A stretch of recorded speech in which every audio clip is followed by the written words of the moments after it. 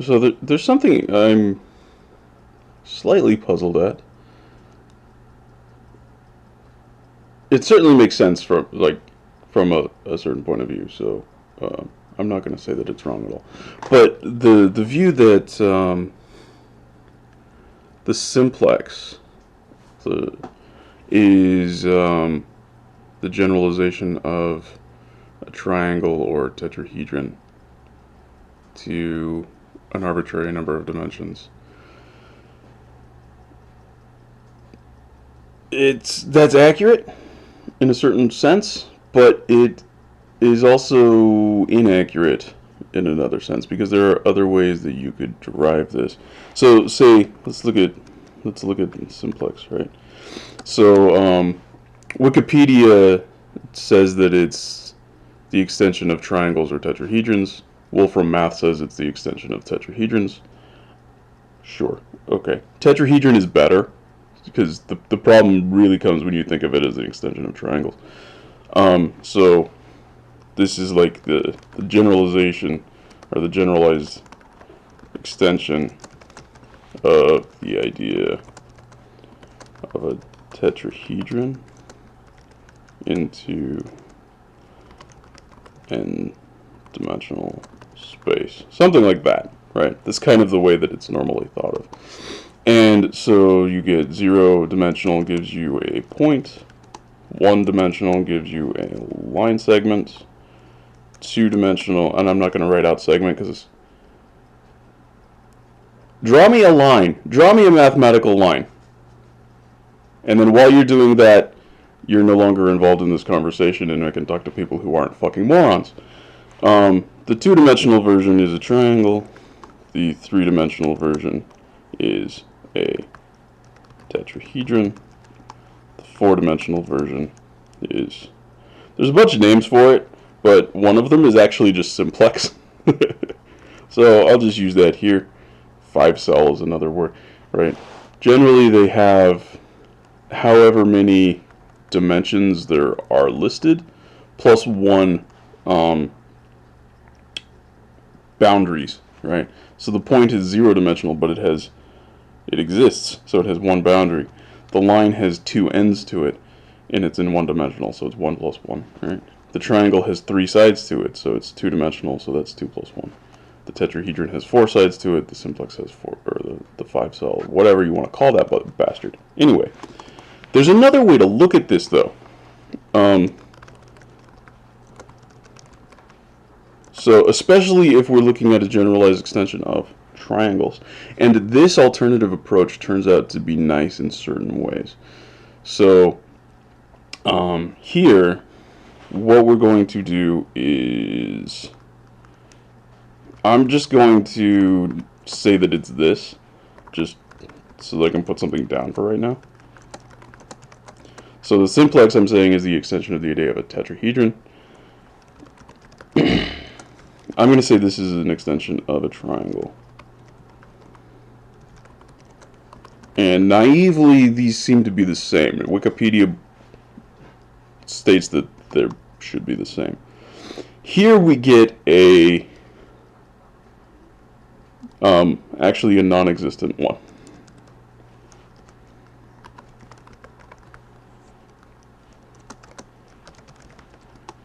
And it extends into 0 dimensions as a point. And the point extends into 1 dimension as a line. And the line extends into 2 dimensions as a triangle. And the triangle extends into 3 dimensions as not a tetrahedron,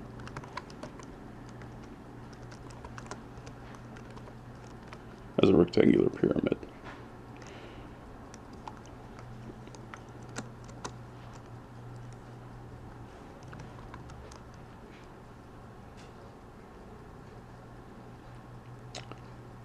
This one is slightly different. So let me explain what's happening here.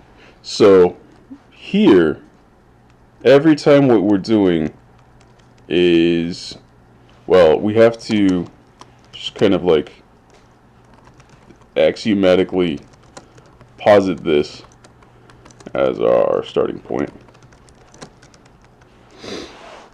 And then what we are doing is from here we are extending it. We are taking that thing and we are extending it into a perpendicular dimension.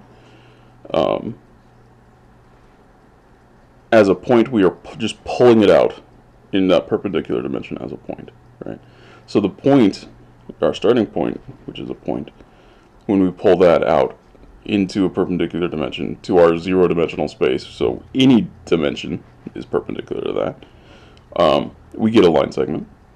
Now when we take that line segment and we pull a point off of it perpendicular to that line segment, then we get a triangle.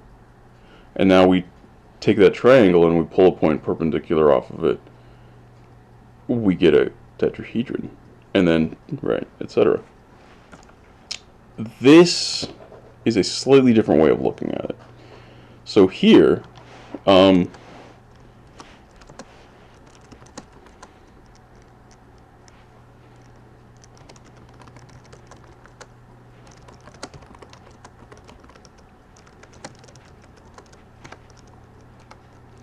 I don't have to axiomatically posit that we start with a point. I'm starting with absolutely nothing. It's not zero-dimensional. It doesn't even exist. It's non-dimensional, right? This is distinct. It's actually lower than zero-dimensional. And we're going to take this, and we are going to pull a point out of it, perpendicular to where we're at. So, into zero dimensions, we pull a point. Okay. So now what we have is we have a single process that's working here, right? So we pull a point. Okay. But now, for the next one, well, we're not taking the previous structure that we built. We are taking the idealized form in the previous number of dimensions, and to get this next one. So that's another place where this fundamentally differs, right? So for the line, the fundamental object in zero-dimensional space is a point. So we pull a point off of that, we get a line segment. Fine. For the triangle, the fundamental object in one-dimensional space is a line, so we take our line and we pull a point off of it and we get a triangle. Fine. So far, it pretty much agrees with what a simplex is. In 3 dimensions is where it starts to differ. So with 3 dimensions, what we're doing is we are taking the fundamental object in 2-dimensional space, which is a square or a rectangle. Square is a little more fundamental because you can describe it with one number. So let's just say we're taking a square, right? And we take a square and we pull a point perpendicular to it and we get a rectangular pyramid. This is where it differs. And there's a beauty to why we want to do this, because, well, one, I don't know what the name for this category is. I don't know. If it has a name, I'm unaware of it. It's very similar to a simplex, and the things that I'm going to say sort of also apply to a simplex, but in a slightly more convoluted manner. So they're very closely related, but what I'm doing here with this alternative approach is perhaps slightly more elegant in certain ways. Okay, so if you notice, let's just take classic physics, right? Acceleration due to gravity, right, on some idealized part of the Earth, right? 9.8 meters per second squared. The integral of that is velocity, right? That's going to be 9.8. Well, let's see. How long you're flying times 9.8 meters per second. Helps if I type the right keys. Plus v naught, your initial velocity.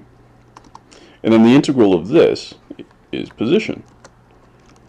And it'll make sense in a moment while I'm showing you this. Okay, so now something interesting happens. So you notice what's happening here is we are taking the integral with respect to time.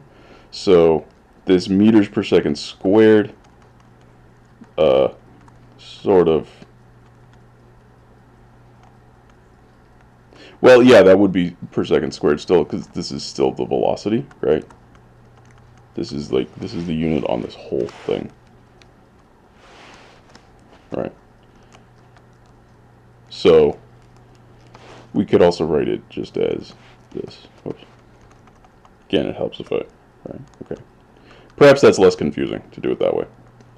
So now when you multiply by time, one of these time units cancels off, and your units for velocity are meters per second. That's probably less confusing, so I'll leave it that way. Okay, here we are going, since we're integrating with respect to time, we're going to get another time term on there. So we're going to get time squared times 9.8 meters per second squared plus v naught.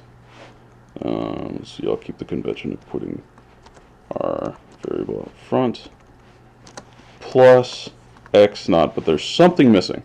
There's something missing here, and it's right here. And it has to do with the fact that we now have t squared. We need a 1/2 out here. Notice, this is, the number of dimensions on this is 1, 2, 3.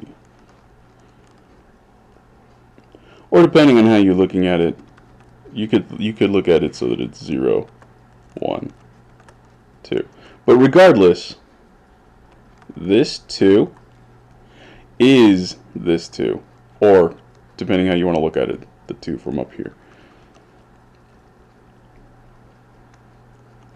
Let's say that it's this way, right? So it's 0 dimensional. So here we have, this is in terms of t to the 0 power. This is in terms of t to the first power. This is in terms of t to the second power, right? So this is, let's treat this as 2 dimensional. Let's just look at it that way. It's not the only way to look at it, but let's just look at it that way for convenience sake. Okay, this 1/2, that 2 on the bottom, is literally this 2, and it's literally the fact that I have 2 t's here. That 2 that keeps happening, it's exactly the same 2. And if we were to carry this on, I don't know what that would correlate to, but we can do it. I can show you what it'll look like. Let's call it, I don't know. Sure, I'll just make up a variable. So it's going to be, we're going to get, now because we're going to have, well, let's just copy this. Just make this faster. Make this way faster. So here I'm going to get this. Here I'm going to get this.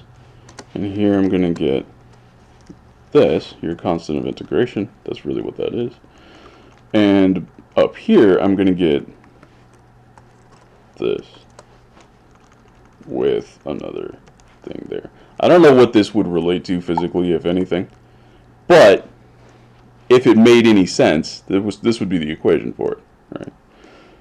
Okay, this correlates to this in a very nice way, and this actually, in a certain sense, it correlates to the simplexes more nicely because we're getting this.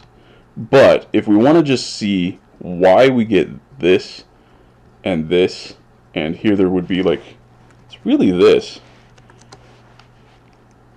right here, why we're getting this part, just this part. This explains it nicer. Okay, so if we look, what we're doing, what the alternative approach is doing is we are take the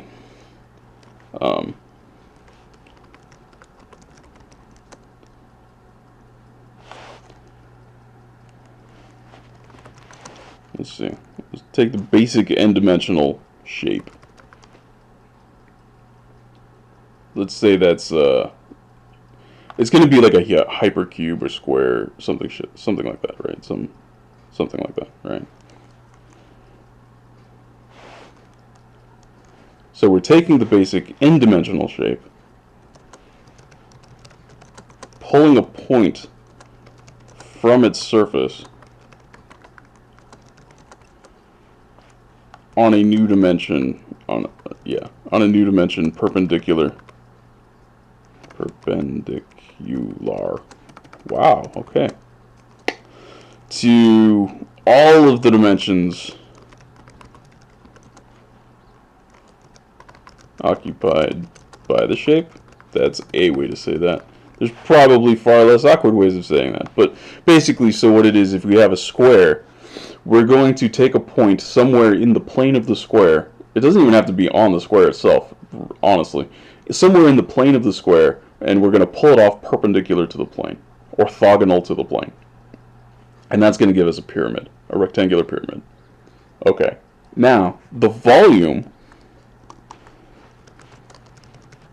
Right, let's do it this way. The end volume. So for 2 dimensions, that would be area. For 1 dimension, that would be length, right? The end volume of the resultant shape is, or yeah, let's do M.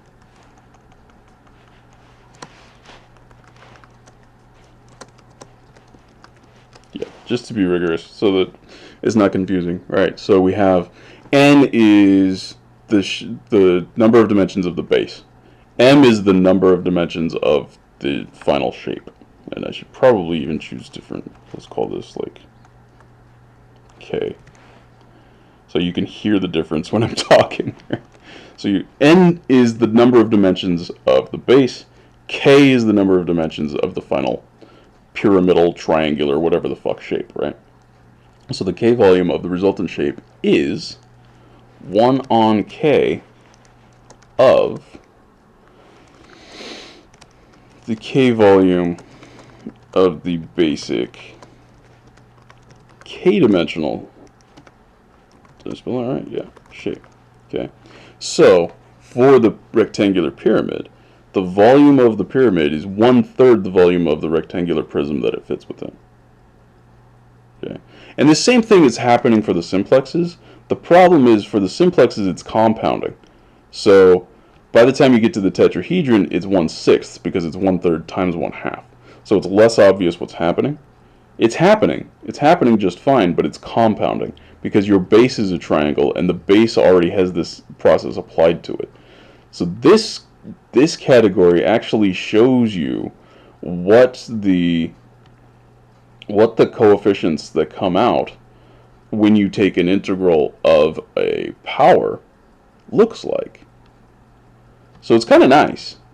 And it is related to the simplexes, but I don't know what is this called? What is that?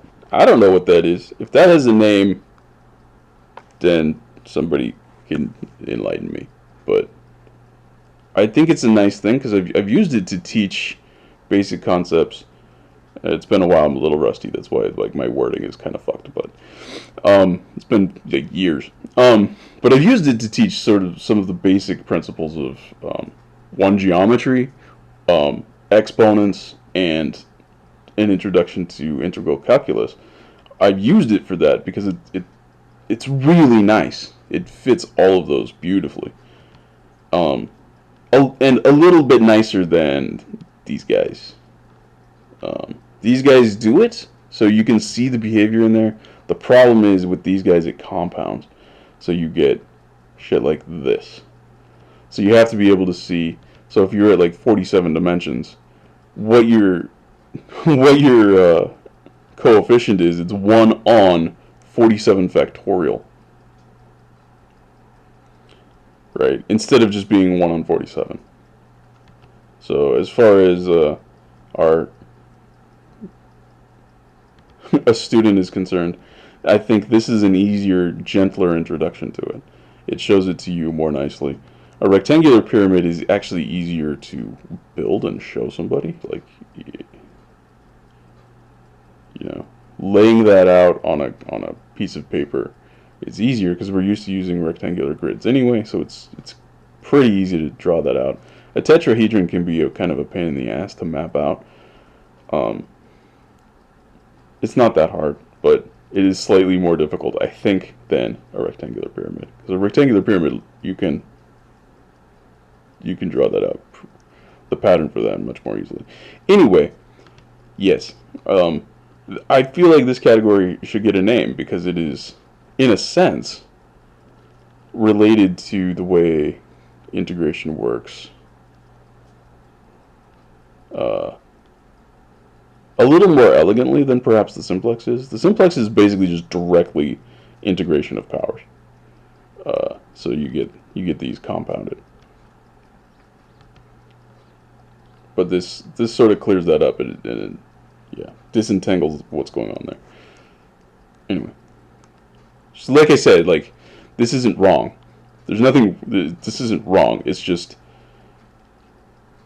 there's things that are tangled up and convoluted because of the way that it's working, and we can see by looking at the way math is understood and taught generally that when you get situations like that where the more basic, the thing that is considered to be more basic that is taught, which has conflated crap going on, tends to cause confusion, which makes sense. It just makes it harder to understand, to disentangle, to figure out what's going on.